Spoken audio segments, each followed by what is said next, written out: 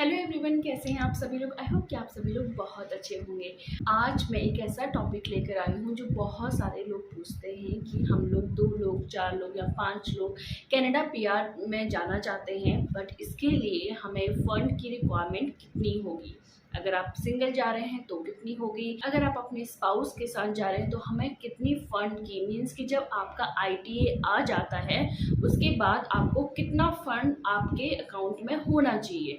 तो हम ऐसा तो नहीं कर सकते ना कि तुरंत ही हम अकाउंट में फ़ंड दिखा दें आफ्टर आईटीए, जब हमको 60 डेज़ का टाइम मिलता है to show your documents. But उसके लिए हमें अपने जो ट्रांजेक्शन हैं पहले से ही रेडी रखने पड़ते हैं। तो आज हम इस वीडियो में यही चीज़ डिस्कस करेंगे। तो चलिए आप वीडियो को स्टार्ट करें।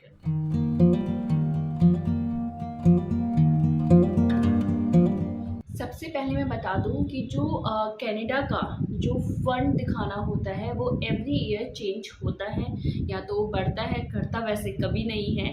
अगर आप देखेंगे तो एवरी ईयर 12.5 की जो रेट है उसके अकॉर्डिंग ये इंक्रीज़ होता है।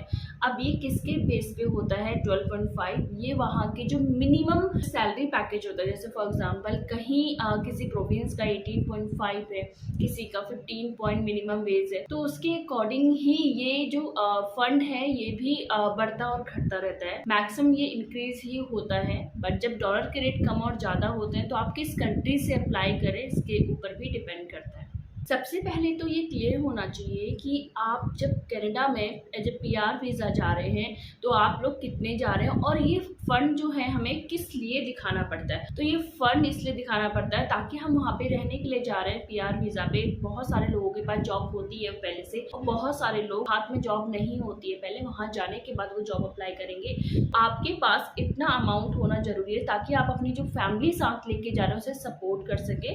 उसके अकॉर्डिंग ही ये फ़ंड दिखाना पड़ता है। अगर आप सिंगल जा रहे हैं तो सिंगल के अकॉर्डिंग दिखाना पड़ेगा, और अगर आप फैमिली के साथ जा रहे हैं तो फैमिली के साथ ज़्यादा ऑब्वियसली कि आपका ये जो फंड है वो इंक्रीज़ हो जाएगा, क्योंकि आपको अपनी फैमिली को वहाँ पे रहने के लिए उनका ट्रांसपोर्ट, उनका आपका फूड, सारा कुछ आपको ही अरेंज करना पड़ेगा। तो आपके अकाउंट में इतना इनफ बैलेंस होना चाहिए ताकि आप उस टाइम को, जब तक आपके हाथ में जॉब नहीं, उसको सर्वाइव कर सकें।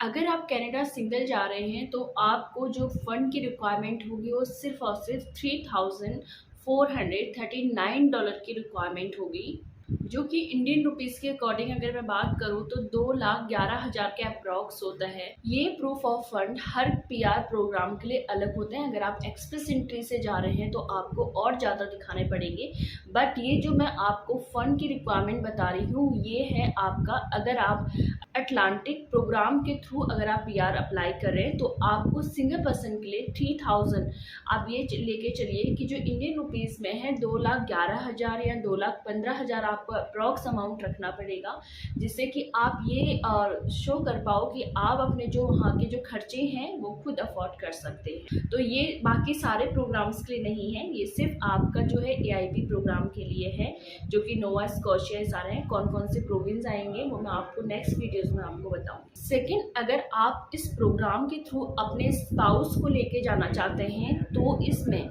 जैसे आप जा रहे हैं एंड आपका स्पाउस जा रहे हैं साथ में, मीन्स कि आप 2 लोग जा रहे हैं, तो इसके लिए आपके अकाउंट में जो बैलेंस होना चाहिए वो होना चाहिए 4,281। मैं इसका पूरा चार्ट यहाँ पे लगा दूंगी, आप ये भी देख लीजिएगा। जो ये रिन्यू हुए, मीन्स कि जो अपडेट हुआ है ये फंड का दिखाना है, क्योंकि एवरी ईयर होता है। कैनेडियन इमिग्रेशन ने 25 अप्रैल 2023 को इसको अपडेट किया है फिर से, और ये बहुत मिनिमम अमाउंट है कि आपके अकाउंट में इतना तो होना ही होना चाहिए। अब ये आपके ऊपर है कि आप इससे ज़्यादा भी अमाउंट रख सकते हैं। अगर आप अपने स्पाउस के साथ जा रहे हैं तो आपको 4,000 अप्रॉक्स अमाउंट आपको दिखाना पड़ेगा, विच इज़ अराउंड, अगर मैं इंडियन रुपीज़ में बात करूँ तो 2,75,000 के अराउंड होता है। और इसके अलावा अगर आपके पास डिपेंडेंट आपके बच्चे हैं जो 18 ईयर से कम हैं तो आप उनको साथ में लेके जाना चाहते हो। अगर आपके पास सिंगल चाइल्ड है तो आपको अमाउंट जो दिखाना पड़ेगा वो है $5,263, जो कि इंडियन रुपीज़ में आपको ये लेके चलिए कि 3 लाख के अप्रॉक्स ये पहुंचता है। और इसी के जैसे जैसे आपके जो फैमिली मेम्बर हैं वो इंक्रीज होंगे, इसमें आप $1,000 एटलीस्ट ऐड कर दीजिएगा। ये मिनिमम मैं आपको बता रही हूँ, इससे ज़्यादा भी आप ऐड कर सकते हैं। अब इसके अलावा हम बात करेंगे कि बहुत सारे लोग पूछते हैं कि हम अपने जो फंड है कैसे दिखा सकते हैं, कौन कौन से ऐसे जरिए हैं जिनके थ्रू हम ये दिखा पाए कि हाँ हमारे पास इनफ बैलेंस है to live in Canada, to survive in Canada. तो वो कौन कौन से तरीके हैं हम उस पर डिस्कस करेंगे और मैं आपको बताऊंगी कि अगर आपके पास नहीं उतना अमाउंट हो रहा है तो कैसे आप उसको और अच्छे से अपने अकाउंट को मेंटेन कर सकते हैं, कब से आपको बैलेंस रखना है, कैसे आपको बैलेंस दिखाना है, ये सारी चीज़ें हम आगे डिस्कस करेंगे। सबसे पहले जो आपको पॉइंट बताती हूँ, कोई भी अगर कनाडा जा रहा है तो उसके पास लिक्विड अमाउंट होना चाहिए, मीन्स कि उसके अकाउंट में उतना अमाउंट होना चाहिए ताकि वो वहाँ जाके निकाल सके। अब कोई दिखा देता है, इसे प्रॉपर्टी भी दिखा सकते हैं, बट प्रॉपर्टी को आप वहाँ पे कनाडा पे रह के बेच के वहाँ पे अपना अकोमोडेशन एंड फूड तो नहीं कर सकते। तो आपके पास प्रॉपर्टी के अलावा लिक्विड अमाउंट इतना होना चाहिए जो कि मैंने आपको बताया है, इतना मिनिमम बैलेंस होना चाहिए। और इससे अगर जितना ज़्यादा रखेंगे आपकी फाइल उतनी ही स्ट्रॉन्ग बनेगी। सेकंड पॉइंट आता है कि लोग क्या करते हैं, बोरो करते हैं मनी फंड जो दिखाने में अपने अकाउंट में। तो आप ये चीज़ नहीं कर सकते हैं। तो ये अगर मैं बताऊँ, थोड़ा सा एक्सप्लेन करना चाहूँगी जो सेकंड पॉइंट है हमारा।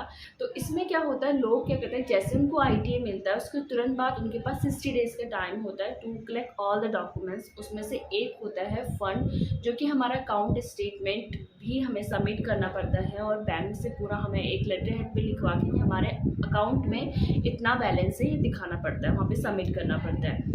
तो इसमें क्या करते हैं लोग कि किसी से उस 60 डेज़ के टाइम के लिए बोरो कर लेते हैं अमाउंट एंड उसके बाद फिर उनको निकाल के वापस कर देते हैं। बट गवर्नमेंट ये भी तो देखेगी कि आपका इनकम ऑफ सोर्स क्या है, जो पिछले 6 महीने से आपके अकाउंट में उतना बैलेंस नहीं है और अचानक से जब आपका ITA आया तो आपने उतना किसी से लेके ही रखा होगा। तो जब आप अपने अकाउंट में बैलेंस दिखाते हैं तो आप ये दिखाइए कि लास्ट जो 6 मंथ्स आपकी सैलरी अच्छी खासी है, आपका और भी रेंट वगैरह जिससे भी आता है, तो आप उस पर रखिए बैलेंस एंड उसको निकाल भी सकते हैं। अचानक से किसी से लेके हम उसमें दिखाएंगे तो गवर्नमेंट भी ऑब्वियसली कि वो देखेगी कि अचानक से पैसा डाला गया है जो कि किसी से लेके ही डाल सकते हैं।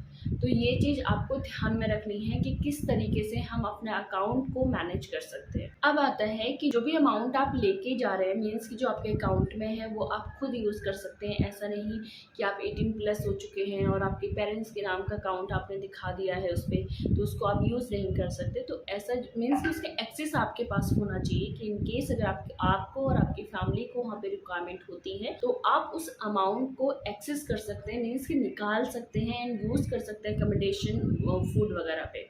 अब यहाँ पे बात करते हैं कि अगर आपका स्पाउस भी आपके साथ आ रहे हैं तो आप यहाँ पे अपना सिंगल अकाउंट के साथ साथ या फिर अगर आपका जॉइंट अकाउंट है तो जॉइंट अकाउंट भी दिखा सकते हैं, वो भी वैलिड होता है। जो आपका जॉइंट अकाउंट है दिखा सकते हैं जिसमें आपका जो इनफ बैलेंस होना चाहिए, जो मिनिमम रिक्वायरमेंट है उतना। जॉइंट अकाउंट दिखाने के लिए तो आप दिखा सकते हैं, बट आपको ये भी प्रूफ करना पड़ेगा कि जो जॉइंट अकाउंट है उसमें से आप पैसा निकाल सकते हैं, मीन्स कि जो प्राइमरी एप्लीकेंट है वो निकाल सकते हैं। कई बार ऐसा होता है कि जो जॉइंट अकाउंट होता है, जो सेकंड स्पाउस होता है, वो अमाउंट नहीं निकाल सकता या निकाल सकती या फिर ज़्यादा अमाउंट नहीं निकाल सकते। तो इस चीज़ का भी आपको प्रूफ देना पड़ेगा कि आप भी बराबर के ही उसमें एक्सेस कर सकते हैं, जितना आप चाहे उतना अमाउंट निकाल सकते हैं विदाउट आस्किंग योर स्पाउस। जैसा कि मैंने आपको बताया था कि जब आप अमाउंट दिखाते हैं कि आपके पास इतना अकाउंट में बैलेंस है, तो इसके लिए आप अपना अकाउंट स्टेटमेंट के साथ साथ आपको एक वैलिड जो लेटर हेड होता है बैंक से, जहाँ भी आपका बैंक है, चाहे वो पोस्ट ऑफिस में है, चाहे वो किसी भी प्राइवेट गवर्नमेंट बैंक में है, वहाँ से आपको प्रॉपर लेटर हेड में लिखा के लेकर देना पड़ेगा वहाँ पे कि आपके अकाउंट में इतना बैलेंस है। या फिर जो बैंक है आपकी वो लिखेंगे कि आपका नेम ये है, आपका अकाउंट नंबर ये है एंड आपका जो अकाउंट है उस बैंक में इतने सालों से है और अभी जो करंट है, जिस डेट को आप देंगे उस डेट में आपका जो अकाउंट में बैलेंस है वो इतना है। वो प्रॉपर लेटर हेड में देके बैंक के साइन वगैरह होते हैं एंड उसमें बैंक का आपका पूरा वेबसाइट होनी चाहिए, बैंक के फ़ोन नंबर होना चाहिए, बैंक का वहाँ पे एड्रेस होना चाहिए, तो ही ये वैलिड होता है। इन केस अगर इमिग्रेशन को वेरीफाई करना पड़े तो वो बैंक को कांटेक्ट कर सके। इसमें जो है आपका करंट बैलेंस तो दिखाना ही पड़ेगा, साथ में ये भी दिखाना पड़ेगा कि जो लास्ट 6 मंथ है उसमें आपका एवरेज बैलेंस कितना रहा है आपके अकाउंट में। तो ये सारी डिटेल उस लेटर हेड में होनी चाहिए तो ही वो वैलिड होता है। अब जो है ये कि आपने अकाउंट में तो बैलेंस दिखा दिया है एंड इसके अलावा आप कितना अमाउंट वहाँ पे इन कैश लेके जा सकते हैं। अब हम इस पे डिस्कस करेंगे, चाहे वो किसी भी वीज़ा पे जाते हो, स्टूडेंट या फिर वर्क वीज़ा या फिर पीआर वीज़ा, किसी भी वीज़ा में अगर आप जाते हो तो आपको कुछ ना कुछ कैश लेके जाना पड़ता है।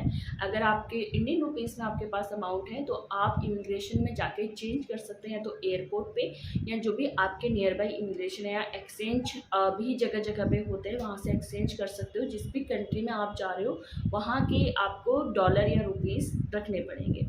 तो ये अमाउंट कितना होना चाहिए वो अब मैं आपको आगे बताती हूँ। सबसे पहले तो आपको ये देखना है कि अगर आप कनाडा जा रहे हैं तो किस प्रोविंस पे जा रहे हैं एंड वहाँ का जो हाउसिंग जो रेंट है, अगर आप रेंट पे रहते हैं स्टार्टिंग में, तो कितना है उसके अकॉर्डिंग ही आपको अमाउंट लेके जाना पड़ेगा।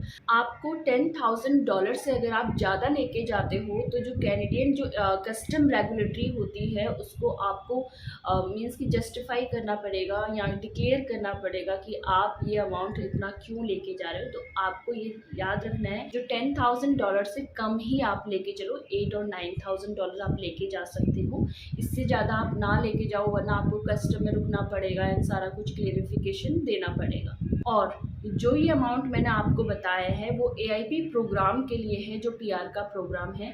इसके अलावा अगर आप टूरिस्ट वीज़ा, स्टूडेंट वीज़ा पे जा रहे हैं तो उन सभी के अमाउंट अलग अलग होते हैं। मैंने आपको बता दिया कि आप कैश लिक्विड कितना होना चाहिए, मीन्स कि आपके अकाउंट में कितना होना चाहिए, कितना आप कैश लेके जा सकते हैं। अब बात करते हैं प्रॉपर्टी की या फिर जो भी आपके पास स्टॉक्स हैं इनके कैसे आप शो कर सकते हो। इन सभी को भी आप शो कर सकते हो बट ये आपका लिक्विड अमाउंट नहीं होता। मीन्स कि जब आपको ज़रूरत पड़ती है तब आप नहीं निकाल सकते हो या कनाडा में रह के इंडिया की प्रॉपर्टी नहीं बेच सकते हो, तो इनका वैसे तो कोई मतलब नहीं होता। बट हाँ, आपका जो फाइल है वो स्ट्रॉन्ग बनती है इनसे।